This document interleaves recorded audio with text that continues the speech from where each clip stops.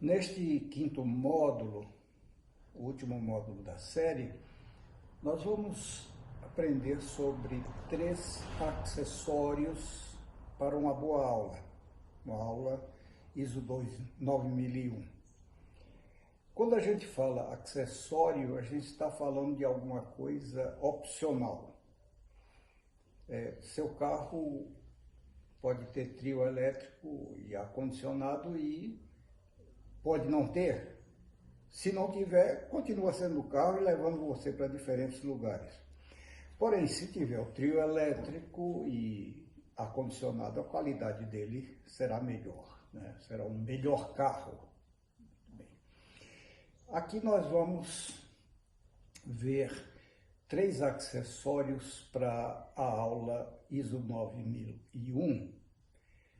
E se você tem a essência da aula, clareza, o questionamento, tá bom.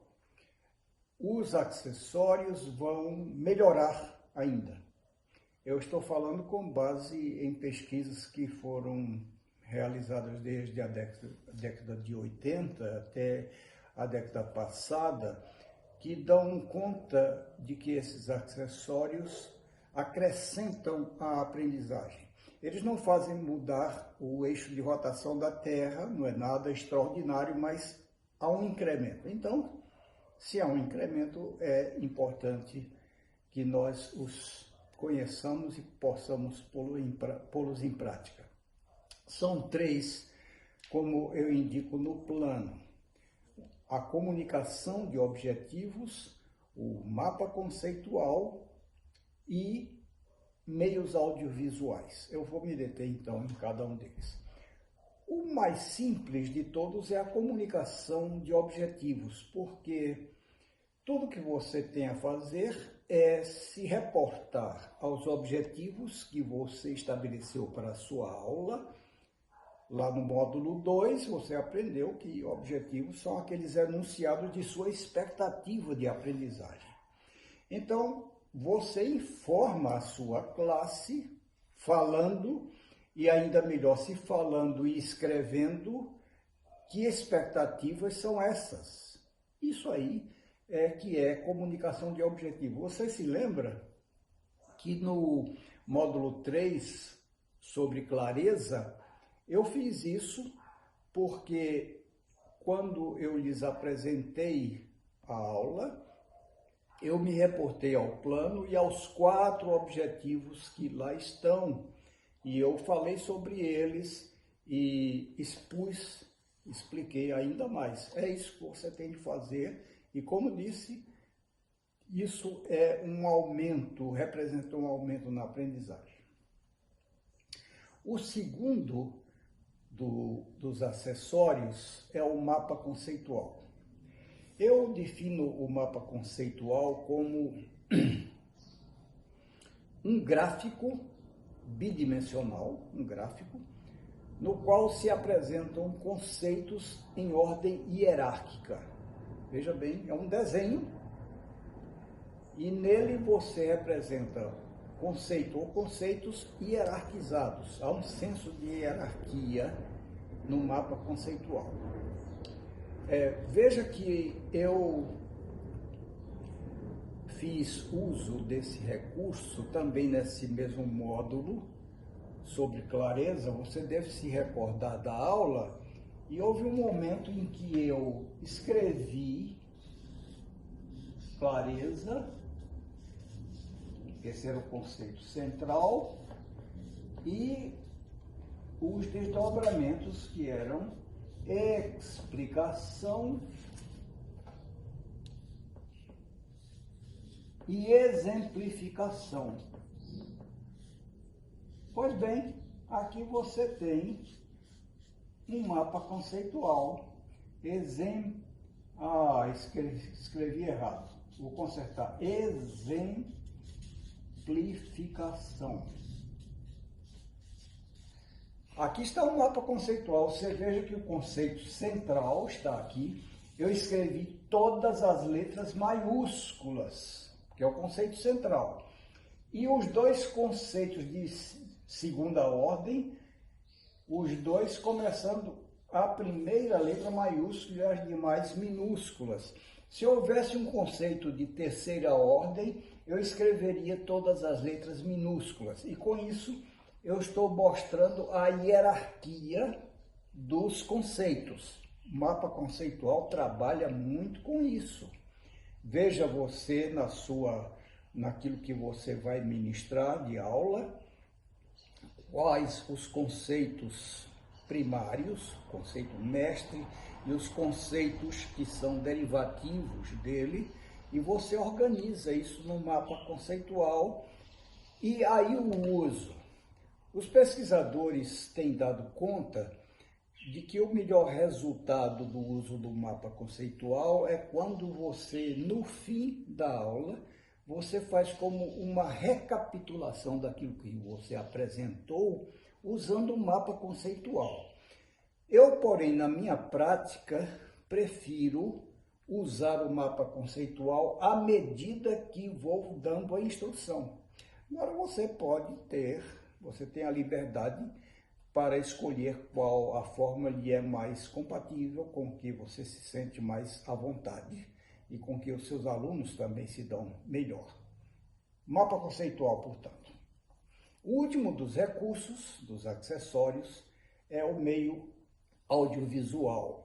Eu estou falando aqui particularmente de slides de PowerPoint usados com o Data Show. São muito comuns hoje em aulas expositivas. Você também já deve ter testemunhado apresentações e aulas que são verdadeiros desastres, verdadeiros naufrágios. Por exemplo, me recordo de um ex-presidente que certa vez, diante de uma audiência seleta, apresentou um plano de governo e essa audiência depois foi retransmitida pelas redes de televisão e o ex-presidente se postou entre a tela e o projetor, o corpo dele cobria metade daquilo que estava sendo apresentado, dificultando completamente o entendimento do que ele estava apresentando. Um outro apresentou um slide e começou a ler textualmente o que estava no slide para a audiência. Outro apresentou um slide de PowerPoint que tinha tanto conteúdo que ninguém conseguia ler o que o slide tinha. Essas são apenas algumas histórias e eu aposto que você já viu coisas do gênero aí na sua história. É por isso que houve um livro que provocou certa controvérsia.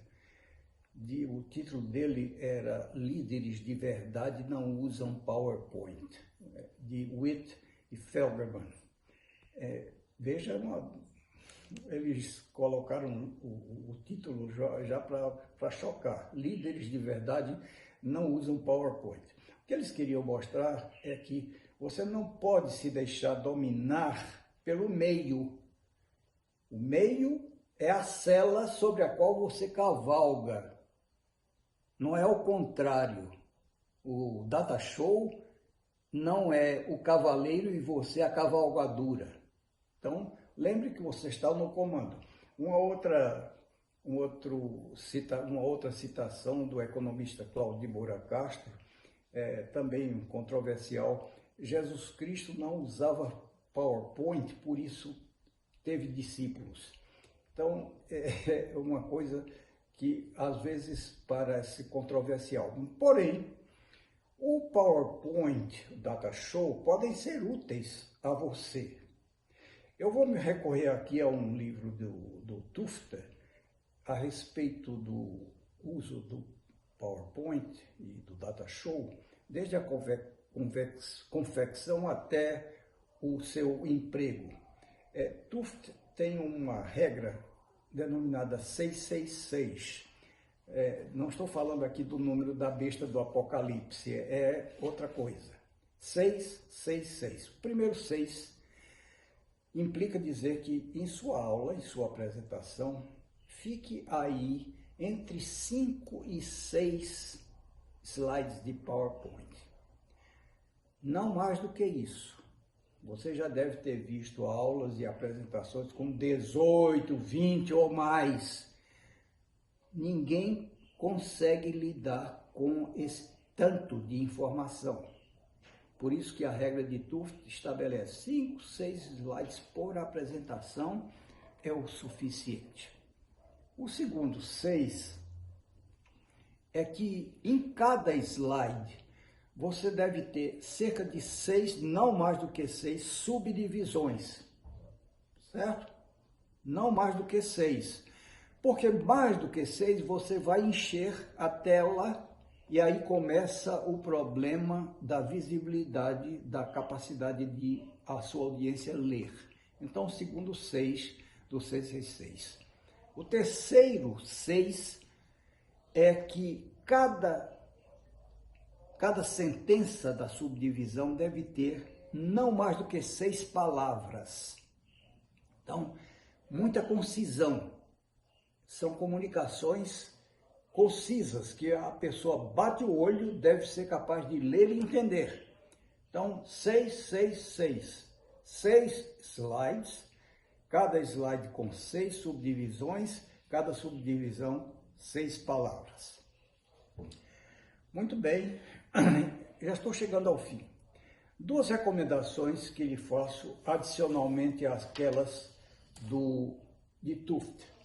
Uma delas, frugalidade na confecção do seu slide de PowerPoint. O que é que eu quero dizer com isso? Nada de letra caindo, nada de som, nada de uma palheta com 8 cores diferentes, não. Você pensa que isso visualmente é um encanto? Nada. A pesquisa mostra que isso funciona como distrator para a audiência que, em vez de prestar atenção no seu conteúdo, começa a ficar entretida com essas coisas. Então, frugalidade, preto e branco, basta. Segunda coisa, por misericórdia, não leia o conteúdo do seu slide para a sua audiência. Sua audiência é alfabetizada, por suposto. Então, ela pode ler, sem que você leia para ela. Em vez de ler, você faz uma elaboração daquilo que está dito, você questiona a sua audiência sobre aquilo que está ali, mas nunca ler. Então, aí estão os 3 acessórios que eu proponho para tornar a sua aula uma aula ISO 9001. Muito agradecido.